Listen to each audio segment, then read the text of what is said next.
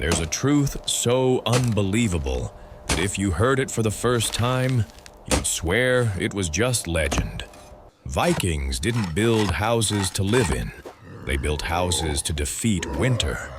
When temperatures dropped to 30 or even 40 degrees Celsius, when every living thing switched into absolute survival mode, the longhouse stopped being architecture and became a thermal machine operating with a precision that would shock even modern engineers. And the first secret always lay in the place no one thinks to look: the ground. In 1187, in the frozen region of Bergen, a builder named Eric didn't raise his home up like we do today. He dug it down 60 to 90 centimeters because he understood something we've forgotten. The earth doesn't just hold the house up. The earth keeps people warm. At that depth, no matter how thick the snow piled above or how violently the wind screamed for weeks, the soil stayed between 4 and 7 degrees, forming a natural cold barrier wrapped around the entire home. They didn't have thermometers. They read the moss on stones, watched the moisture gathering in soil pockets, and from that they chose the exact depth with a sensitivity that felt almost biological. This wasn't luck or instinct. It was knowledge accumulated over generations. Knowledge we're losing as we depend entirely on thermostats and power grids. And if you've watched this far, leave a thought below.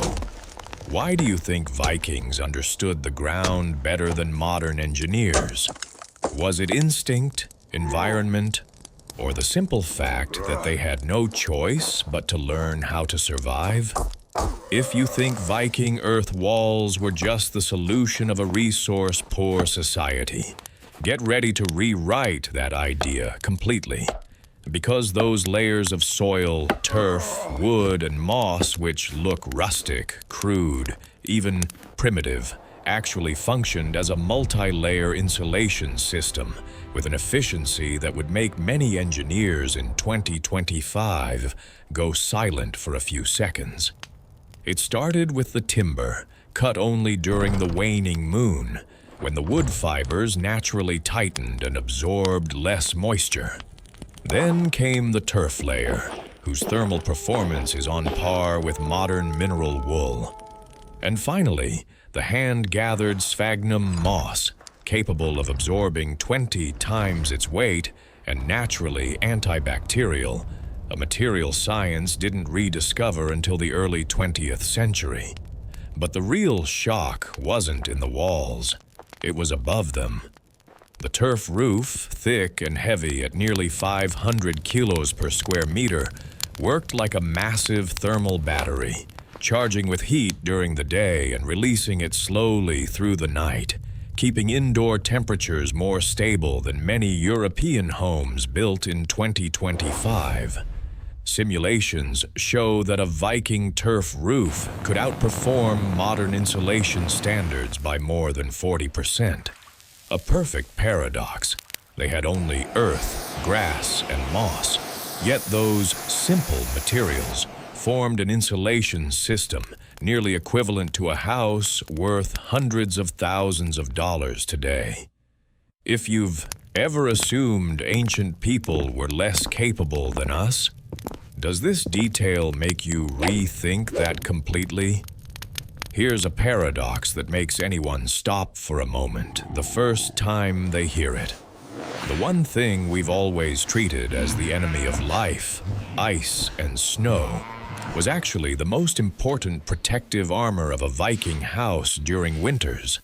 So cold, they could make steel brittle, freeze a breath in midair, and turn a tiny mistake into the thin border between survival and death. Those heavy-roofed longhouses buildings were never meant to be cleared of snow. In fact, the thicker the snow, the happier the Vikings were. A 30 to 40 centimeter layer created a physical effect modern engineers now call inverse insulation. Extreme cold compresses the snow, sealing out the wind, reducing heat transfer, and turning the entire roof into a natural insulation layer, performing on the level of roughly 15 centimeters of modern fiberglass. During blizzards, Vikings didn't watch the roof to fear collapse. They checked to see whether the snow was thick enough to trap the heat. They understood something we've forgotten. Snow is not the absence of life. Snow is a perfect winter coat given by nature, if you know how to use it. But here's the twist. Modern simulations show that if you place a 2025 European roof and a 12th century Viking roof side by side in the same blizzard conditions, the ancient roof retains 35% to 40% more heat.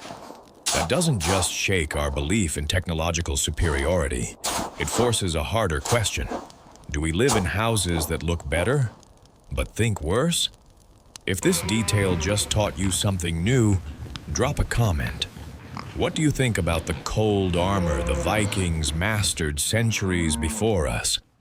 Among all Viking survival secrets, this is the one that confuses the modern world the most. They didn't treat animals as livestock. They treated them as biological heaters, programmed through instinct and experience.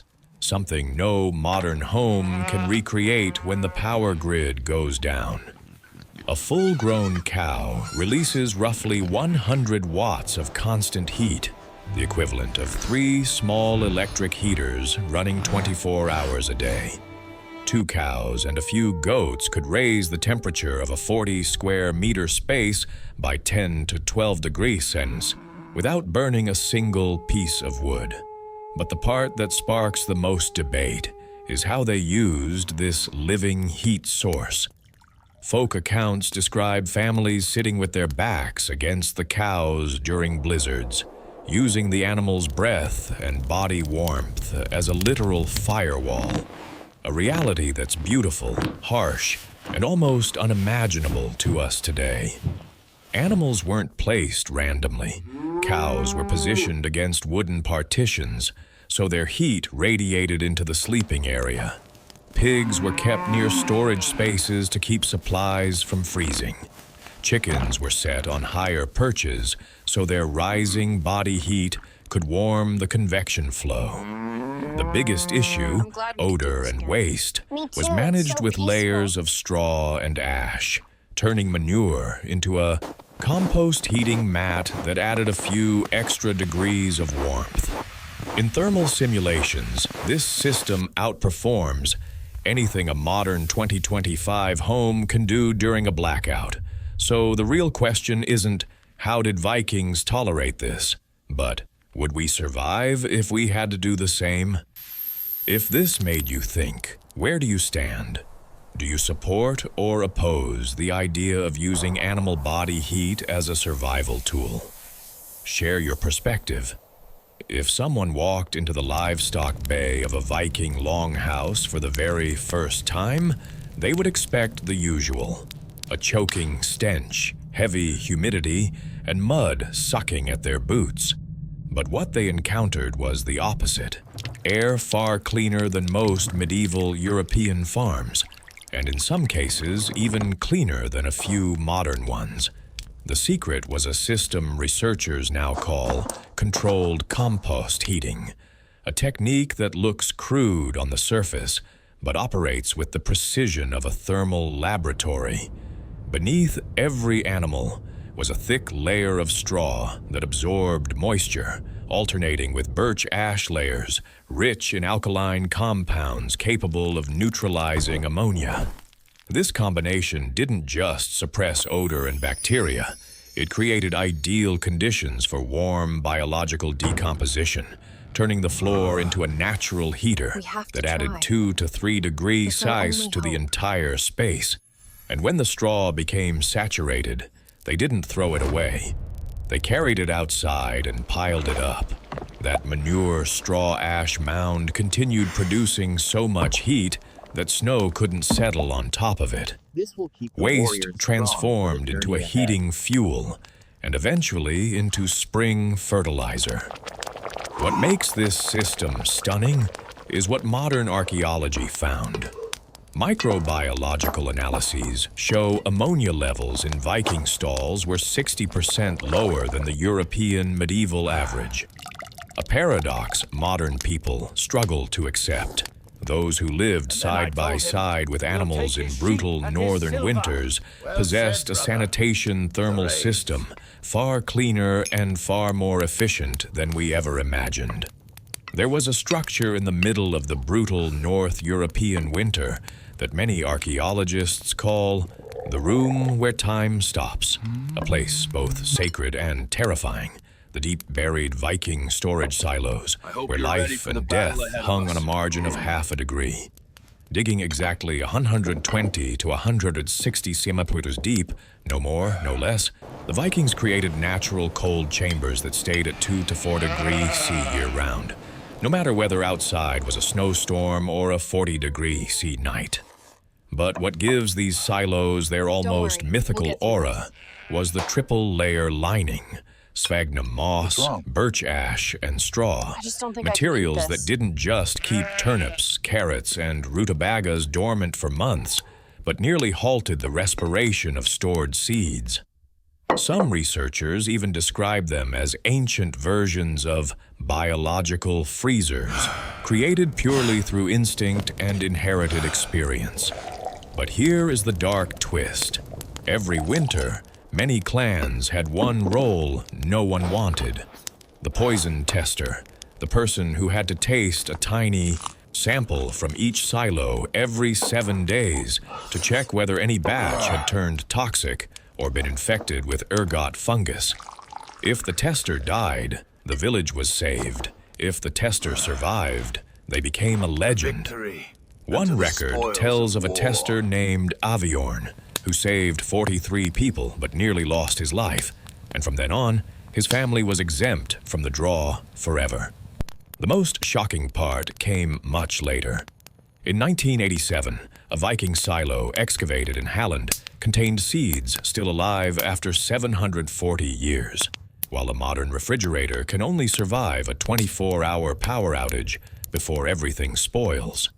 A hard paradox to swallow, but one worth reflecting on. Are we truly more advanced, or have we become so dependent on technology that we no longer know how to save ourselves? If this detail surprised you, what do you think allowed our ancestors to maintain such terrifying precision? Share your thoughts, and let's see where the community stands. There's a secret that modern nutrition science has only begun to decode in the last few decades, yet the Vikings mastered it more than 1,000 years ago. They didn't eat to feel full, they ate to survive, and every meal was a link in the body's thermal engine. During nights so long the sun became a rumor, every drop of energy was measured like precious metal. Vikings never ate at random. They followed a cycle that today's scientists call chronutrition, syncing food intake with circadian rhythm to maximize heat production. Breakfast was the first step of the survival ritual, a thick pot of grouter porridge with nearly 1,000 calories, eaten the moment they woke up to kickstart thermogenesis after 8 hours of deep cold at rest. By midday, when working in 15 degrees C, drained strength 40% faster than in normal conditions. They reloaded with lean protein to maintain muscle rhythm, a kind of engine fuel that kept the body functioning. But the climax was the final meal, a fat-rich portion reaching up to 1,000 calories, eaten at sunset, never later. Because fat takes 6 hours to break down, it became a slow, steady source of heat, strong enough to keep the body warm through the night without extra fire or wood. What makes this system feel almost unreal is how perfectly it aligns with modern thermogenic research, even though Vikings had no instruments, no data, nothing but instinct. They lived according to the body as if the body itself were the last clock warning them of the thin line between life and ice. in the kind of cold where a breath turns into crystals. After a single exhale, the Vikings understood that sleep wasn't rest. Sleep was the final battle of each day. And if you placed your body in the wrong position, you might never open your eyes again. That's why Viking beds were never set directly on the ground. They were raised exactly 45 centimeters, just high enough to escape the cold air layer, hugging the floor, but not so high that they lost the rising warmth from the animals and the embers buried under ash. They didn't sleep stretched out like we do. They slept on their sides, leaning 15 to 20 degrees, a posture modern research shows can reduce heat loss by nearly 30%. But what makes this tradition almost legendary is how they organized sleep like a military formation. Children, elders, and pregnant women in the center, the warmest core, strong adults on the outside as thermal shields, adjusting their positions throughout the night to keep the heat balanced. There were even people known as sleep watchers, older, experienced members who walked from house to house at the start of each winter, checking sleep angles, distances between bodies, and warning anyone who drifted too far from the group. A small mistake could become a tragedy, as the story of Halfdan proved. And here's the paradox that makes anyone pause. They had no mattresses, no heaters, no insulated bedrooms, yet they turned their own bodies into a resonant heating system, more effective than what many modern families manage during a blackout. If there's one part of Viking architecture that forces modern engineers to re-examine the entire construction industry, it's the ventilation system. The one thing many people assume they didn't have, but in reality was one of the most sophisticated aerodynamic designs in medieval Europe. From the outside, a Viking house looks like a sealed block of earth. Inside, it functioned like a self-regulating air machine, where every breeze and every stream of warm air was managed with inherited knowledge as sharp as mathematics. As heat from animals and low fire rose upward, the sloped roof, with its small opening, allowed warm air carrying CO2 and moisture to escape. At the same time, low slits along the walls pulled in cold outside air, which slid across the floor, got pre-warmed by the livestock, then curled upward again as a new warm current. A perfectly closed convection cycle, mechanical ventilation without a single fan. Experiments at Borg showed that the entire air volume refreshed every 2 hours, keeping CO2 under 1,000 ppm, a standard that many modern multi-million-dollar buildings still fail to maintain during a blackout. This is the political flex that makes people step back. The so-called barbarians had OSHA-level ventilation more than 900 years before OSHA existed. And when you look at European homes in 2025, where 40% of heat escapes through poorly designed gaps, you start to wonder who actually understood aerodynamics better. If this detail makes you rethink the idea of civilization, which system would you choose? The modern house or the Viking longhouse? Share your perspective below.